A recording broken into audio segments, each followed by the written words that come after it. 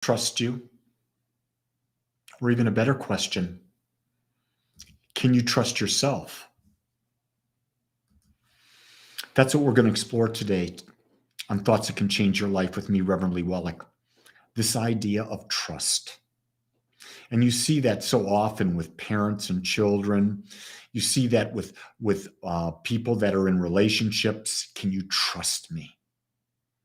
Can I trust you? It's really fascinating. The more we start to delve into this and we start to understand. And here's what I've come to understand. If there is something that is really, really, really, really important to me, and I commit to it, I can be trusted there. If it's something that's not important to me and I commit to it, my trust level goes down.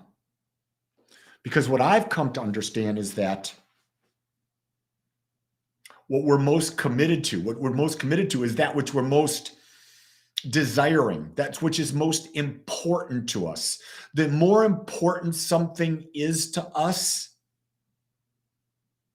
the more important we're going to commit.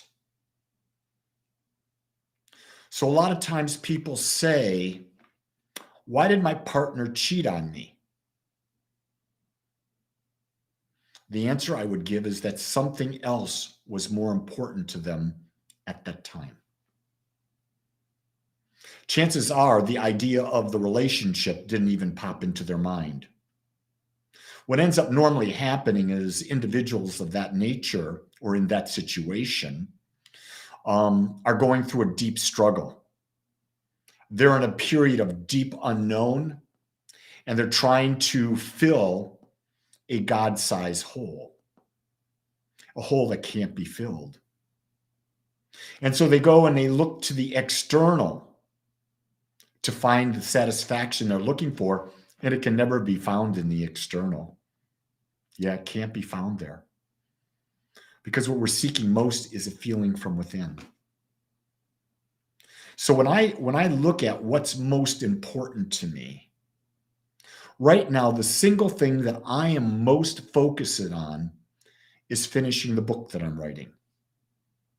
And I want you to know that I do not like to write, but I'm having to learn an awful lot.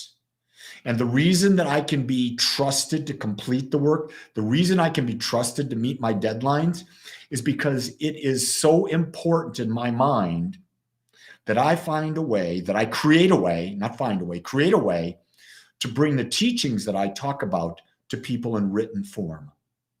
I'm bringing it to them in verbal form all the time. You're watching my verbal, bringing out the things that I talk about, the powers that are within you. But there are a lot of people out there that would love to have it in written form.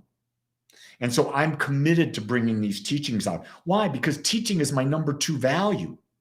It's the second most important thing in my life. And you're saying, what's the most important thing? The most important thing for me is to become more aware. For me to personally become more aware of all of life. Who I am, what is my purpose? How do I live it? How do I experience every moment? That's what's truly important to me, and I'm committed to that. I have a life that demonstrates that, because if you saw my calendar, you would understand. I've committed to that. I've actually blocked time out for the things that are important to me. So I asked the question, if I got to know you, what could I trust you to do? And if I could trust you, would I be able to see what is most important to you? I probably would. So I'm going to challenge you right now, Ian, Annette, Steve, Christy, Jackie, and Kai. You're the ones who've checked in so far, so I know you're out there, and I'm grateful. What is the one thing, you don't have to get into real specifics, what is the one thing that is most important to you right now? It's a great question for all of you to answer. What is that one thing that is most important to you right now that you could commit to, and I would know I could trust you to live to that commitment? It takes courage to write it down, because if you write it down, it's like anchoring it into the infinite consciousness, and it becomes a reality. That's one of the reasons why when they talk about goal setting, write your goals down. Annette says she's committed to love. Well, everyone out there, what does that mean? If someone says to me, I'm committed to love, I have no clue what they mean. Absolutely none. Because love is a very nebulous term that has different meanings for everyone. So I'm not picking on you, Annette. I'm just simply saying, I think that when we put out there what is most important to us, we really got to be more specific. Kai is a bit more. Kai says she's committed to her physical, mental, and spiritual well-being. Ian says you can trust that I will be running and going to the gym today. Ian is even more specific because he's saying, I'm committed to my physical well-being, and you can trust that in that commitment, I will run and go to the gym today. I'm committed to teaching and becoming more aware. Why?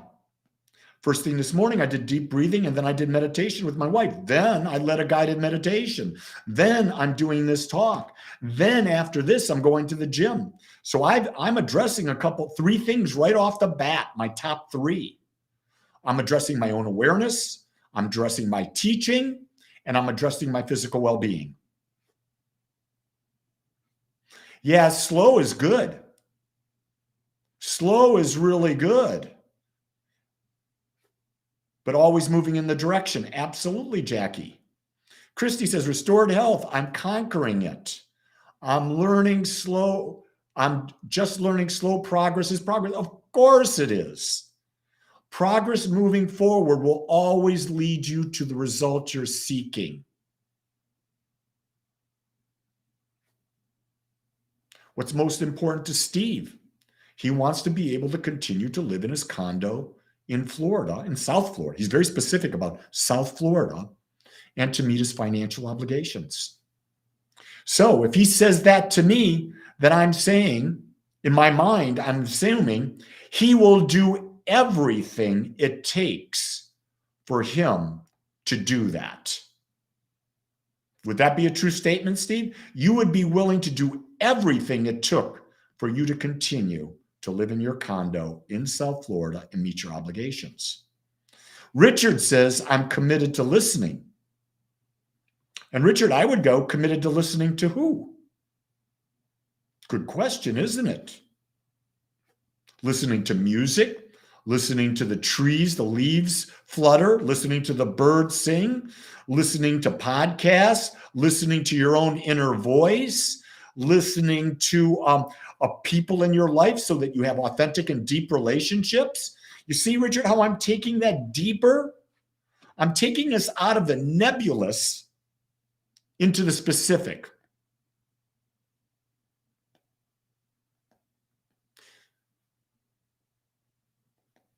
Okay, Annette, that's much better. Much better. You're more specific with that. I like that. I like specificity. I know people say, well, Lee, you're a teacher, but you're really direct. I know. That's my teaching style. I like being direct. I think life's too short to beat around, to say words that aren't really clear. And here's what I understand. The universe, the infinite, here's the clarity of our words. And the clarity of our words is what comes to us. So if we're not clear with what we're thinking, speaking, feeling, we're not going to get the clear results that we desire to have in our lives right now. So being really clear, drilling down, is a really important practice for us to do, especially when we're communicating with other people. because we make assumptions that everybody understands the perspective we're coming from. And really, the only person who understands the perspective you're coming from is you. So you've got to give them some background into where you're coming from and why you're coming from it. That way, it causes a clearer, more concise, and better communication. One where it's easier to flow with each other as you move through life. I love this conversation. Why? Because I like deep, meaningful conversations. For me, shallow is a waste of my time. I'd rather be quiet than shallow. Richard, you're so funny. Right now, I'm committed to listening to Lee at 8:15 every morning. Well, listen, Richard, I start at 8 o'clock or 8:01. I don't start at 8:15. I'm really clear on when I start.